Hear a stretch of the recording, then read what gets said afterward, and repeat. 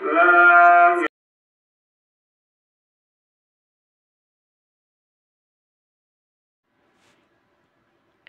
السلام عليكم ورحمة الله وبركاته. كيفكن حبايبي؟ شو أخباركم؟ إن شاء الله تكونوا بألف خير، وكل عام وإنتوا بخير، ونعاد عليكم وعلينا باليمن والخير والبركات يا رب العالمين. كيف قضينا العيد؟ وين رحنا؟ وين اجينا؟ إن شاء الله نكون خفاف الظل على قلبكم. بتمنى منكم تشوفوا الفيديو وإن شاء الله تستمتعوا فيه. ما تنسوني من اللايك والتعليق الحلو مثلكم مشان تكبر عيلتنا ونكبر سوا. أول مشوار لنا بالعيد طلعنا على بنسميه وادي قلعة صلاح الدين. طبعا طلعنا جلسة نسائية، ما معنا رجال، أنا وأم عمر وخالتي وابني طبعا وأولادنا. انبسطنا كتير. اعتمدنا على حالنا. بالعادة نحن ما بنقعد على النار، على الشوي مش على النار، بس هالمرة اعتمدنا على نفسنا وإن رجالنا مو فاضينا. نحن تعرفوا نحن فاتحين محل وهيك وبديانين حياة جديدة يعني. راح العيد وما طلعنا ولافتنا إن لازم نطلع مشوار ننبسط فيه، نشرب فنجان قهوة، وعذبناها لست الكل. الله يطول بعمرها. خالتي هي اللي قعدت على النار، وهي شوت لنا اللحمة، وهي عملت لنا الشاي. كثير انبسطنا. عملنا تبولة مجبولة بسموها كسر بالتركي، والسلطة عملنا بتنجان المشوي بحامض رمان. طبعا المقالي احنا عملناهم بالبيت، احنا كنا ناويين نتغدى بالبيت بس ضجنا والولاد ضاجوا حرام كمان. حملنا حالنا وطلعنا على الساعة 6 المساء، يعني ما في شي ساعة ونص بيأذن المغرب، يا منلحق يا ما منلحق. على السريع شعلنا النار وشوينا اللحمات وجهزنا السفرة، شوينا البتنجان، يعني هيك من قريبه. بس كان الأكل بيطير العقل، كان كتير كتير طيب. قديش كنت أكل لحم مشوي بتركيا ونهتم بالسفرة ونهتم بالأكل، بس هذا الأكل أطيب ب100 طاق.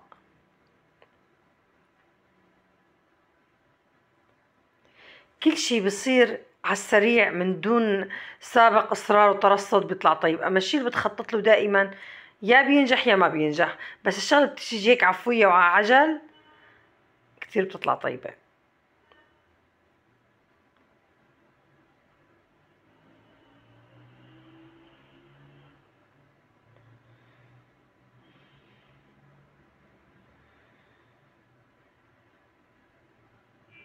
نحن النسوان إذا حبينا نعتمد على نفسنا بيطلع بإيدنا، بس وقت بيكون رجالنا موجودين نتكل عليهم.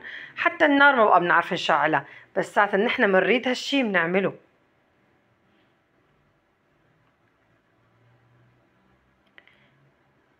أكلنا وانبسطنا وحمدنا الله وشكرناه. طبعا أدنا المغرب نحن بالغابة. خفنا لأنه بتعرفوا الغابات بينوجد فيها مشكل ملون، يعني ما بقى بصير نطول بعد أذان المغرب، بس غاب الضوء لازم نحن نرجع البيت. يعني ما لحقنا شربنا القهوة ولا أكلنا الفواكه اللي أخذناها معنا، بس على السريع. المهم طلعنا وغيرنا جو، ما بيهم.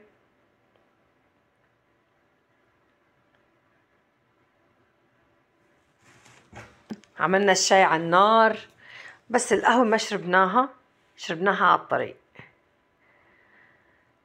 ساعة البسط ما بتجي بالهين، بس ساعة المقت والنكد ما في أكتر منها.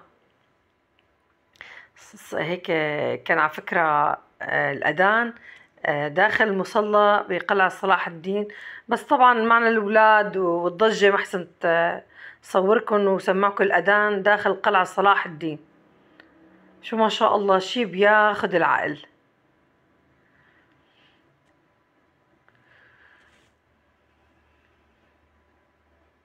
هون الوادي تحت مقابلنا قلعة صلاح الدين. هاي المنفس اللي قدام ضيعتنا، يعني هون العالم كلها بتجي لهون بتغير جو، بتصطاف، بتاكل، بتشرب قهوتها. كتير الجو روعة. هالوديان هالخضار.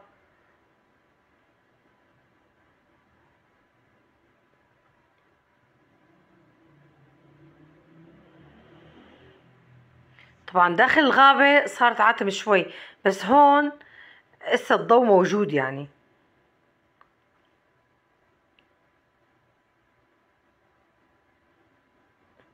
طبعا هون في منحدر خطر كتير للأطفال، لهيك أنا ما كتير حاولت إني أصور لقدام مشان الأولاد الصغار ما يجوا معنا.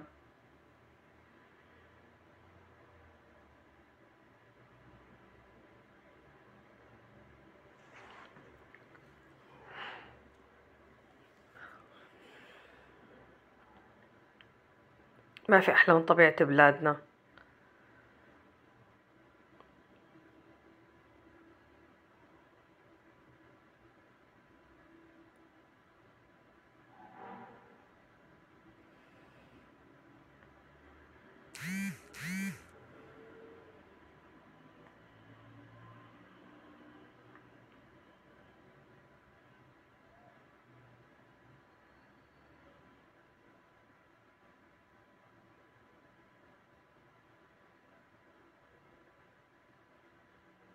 حاولت صوركن لقطات من الغابة، وكيف الأولاد فرحانين بالنار وتشعيل النار، ونحن عم نصيح عليهم طفوا النار وحاجة شعلوا النار، وهلا بتحترقوا وهلا بتشعلوا الغابة. بس شربنا شاي على الحطب، الله شي بياخد العقل. كتير انبسطنا، اشتهينا فيها كل محب. الله يجمعكم بأحبابكم.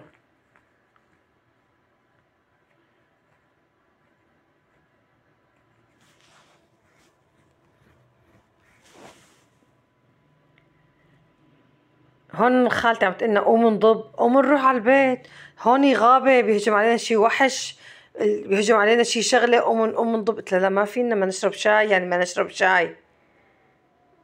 بتعرفوا النسوان إذا عنده.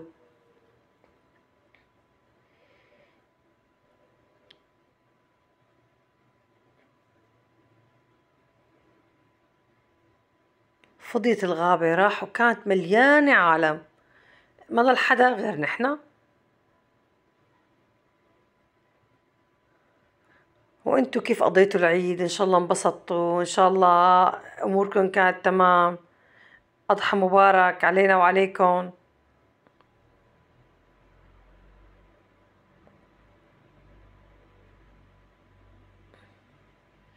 انا بتركيا كنت ما بحب اطلع محل ابدا ابدا، خصوصا بالعيد.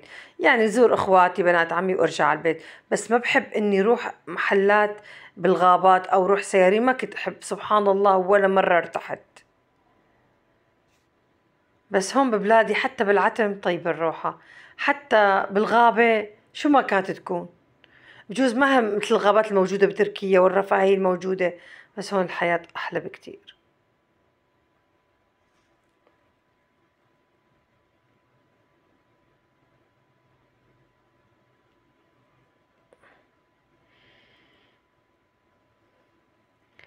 رجعنا من المشوار حبينا نتمشى بضيعتنا، ضيعة اللي جنبنا، نتفرج على العالم، والعالم مزينين اللي رجعوا على بيوتهم زينون قدام بيوتهم.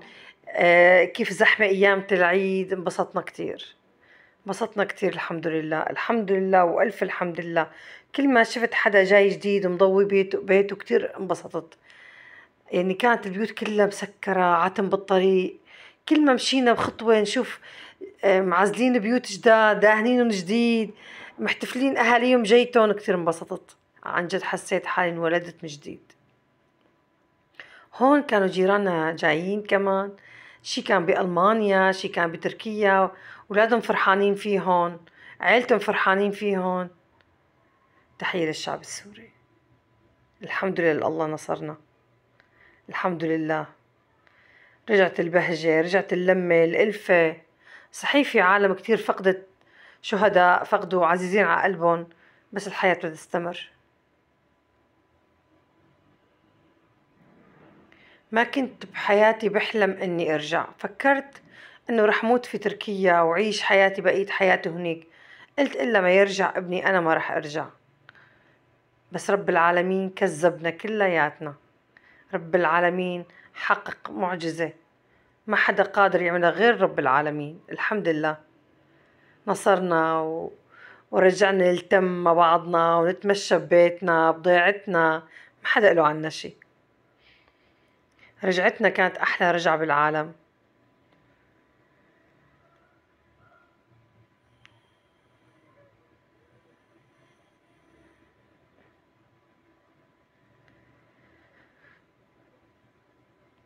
لسه في شوارع عنا عتمة، يعني نحن مشغلين فلاشات الموبايلات وماشيين، بس هون الجامع اللي الضيعة اللي جنبنا ما شاء الله شي بياخد العقل.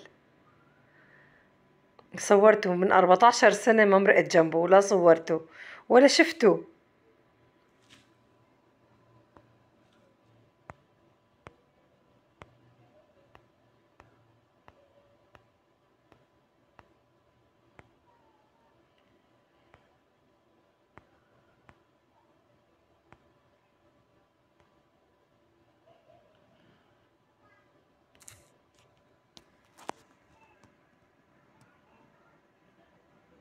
الضيعة اللي جبنا اسمها المشارفة، كتير رجعوا علي عالم كتير أكتر من ضيعتنا، بتحس كتير مبتهجين، العالم عايدين، كتير حلو كان.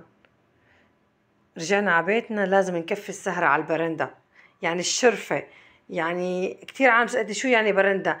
يعني الشرفة اللي مطلة هيك ما في فوق سقف، فيها برودة. أنا بهرب من جو المدينة مشان إجي أقعد على الشرفة على البرندة، فنجان قهوة على رواق بالبرودة، الهواء العليل اللي بيطيب الروح فيه.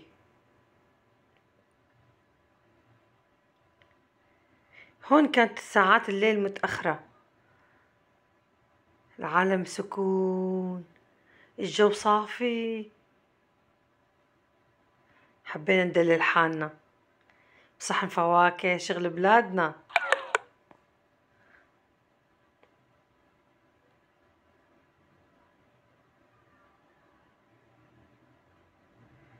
جنب هالياسمينة، هون زرعوا الياسمينة، ما فكرونا بيوم من الأيام رح نجي ونقعد تحت الياسمينة، بس رب العالمين كريم ما في أكرم منه، دخيل اسمه لرب العالمين. المشمش اللي عنا ما موجود بكل العالم، التفاح هذا اسمه التفاح الصهيوني ما موجود، ريحة الموجودة فيه ما موجودة. فواكه اللي عنا بالحفة نادرة الوجود.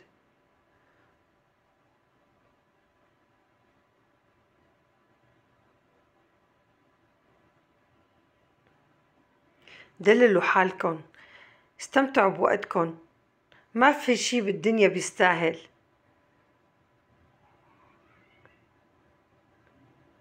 الزعل موجود كل لحظة وفينك تعمله كل لحظة، بس ساعة البسط والسعادة إذا راحت ما بقى بترجع.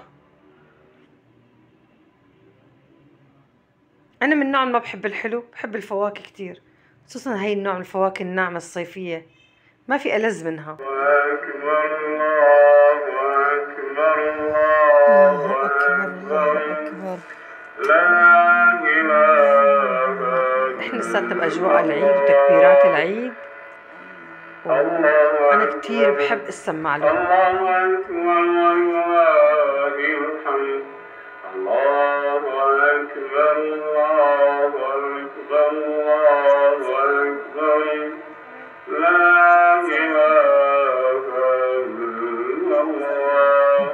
الله أكبر الله أكبر ولله الحمد.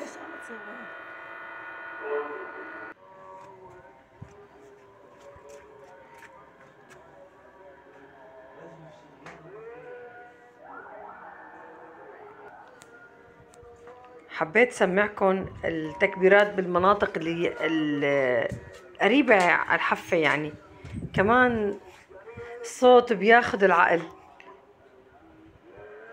نحن هناك كنا بتركيا نسمع تكبيرات بس مو مثل هون، هون تحس الدنيا كلها محتفلة.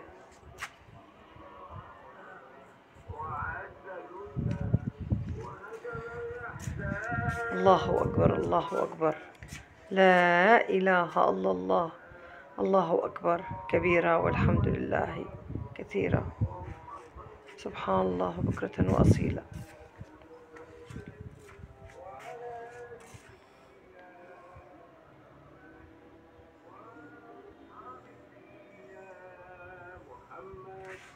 حبيت فرجيكم ورداتي مفتحين فرحانين.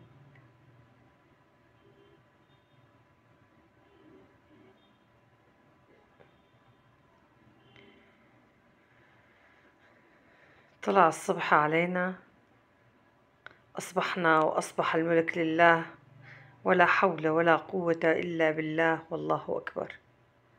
ما بحب النوم، بحب أصبح استقبل الصباح، نصلي صلاة الصبح اللهم صل على سيدنا محمد، بعدين بحط راسي وبنام. لأن أنا بيجي هذا اليومين بحب ما أروح ولا لحظة منهم. هالياسمين معبق ريحته مليان الدنيا.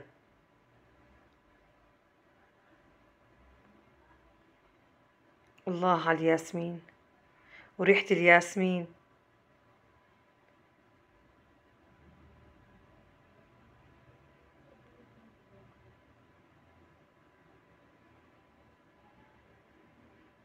بلشنا يوم جديد وبدنا نقوم اليوم نحن ما نعمل كبة. أنا فتحت عيوني الصبح شفت خالتي طاحنتها ومجهزتها، بس لأنه كانت بتنقطع عنا الكهرباء بعد العصر، لازم من تفتيحة عيوننا. بتعرفوا نحن كباريتنا الله يطول بعمرهم، هن بركتنا. اللي ما عنده كبير يروح يشتري له كبير، بيحبوا يشتغلوا كل شي عبكير. طحناها وسويناها، بس أكيد ما أكلنا لبعد العصر يعني، بس بنحب نجهز أمورنا عبكير.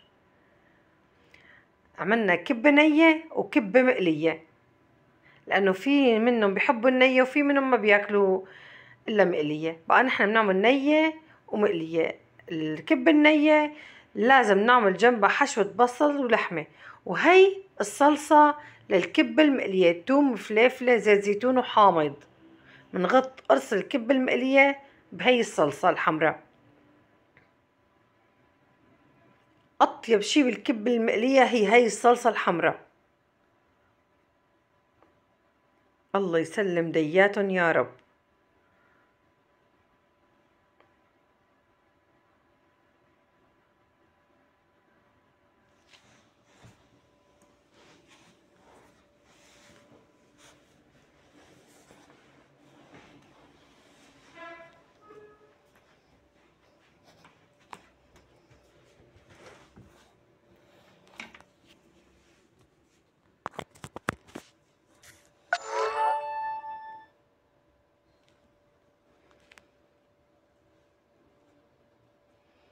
طلعت مقرمشة كتير كتير طيبة.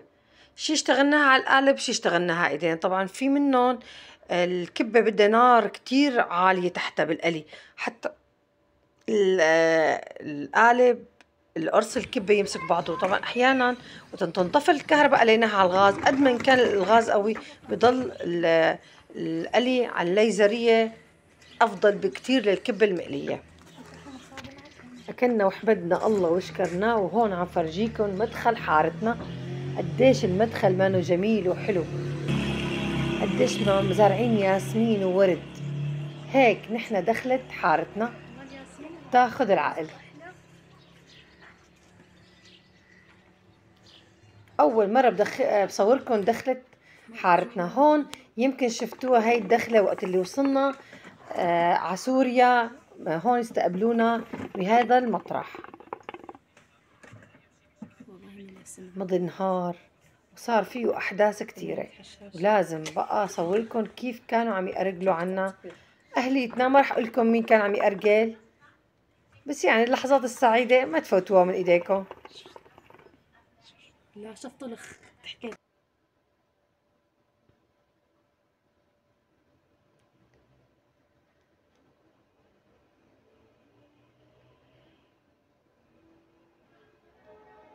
وما بنصح العالم تأرجل لأن هي مضرة بالصحة، بس الإنسان اللي بيحب هاي الشغلة ما رح يبطلها. أحلى فنجان قهوة جنب الياسمين وريحة الياسمين.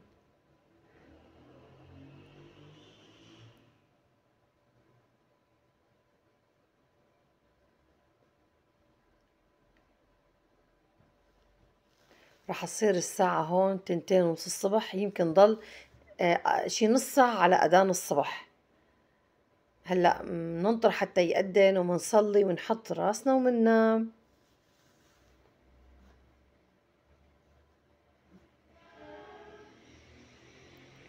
وإن شاء الله كل عيد وإنتم بخير يا رب العالمين. إن شاء الله يكون خفيفة الظل على قلبكم واستمتعتوا بهالفيديو.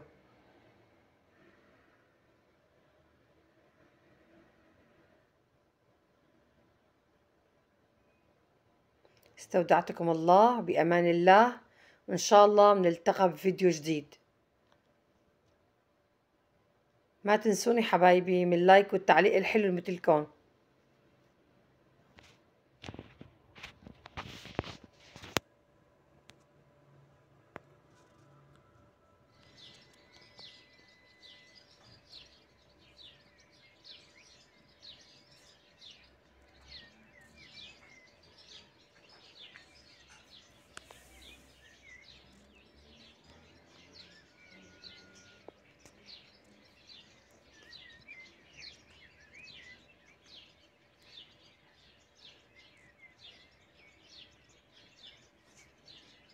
شو بتناقشي فرعون يومي؟ شرش حد شو حكي هذه؟ شو حكي؟ مين حكي؟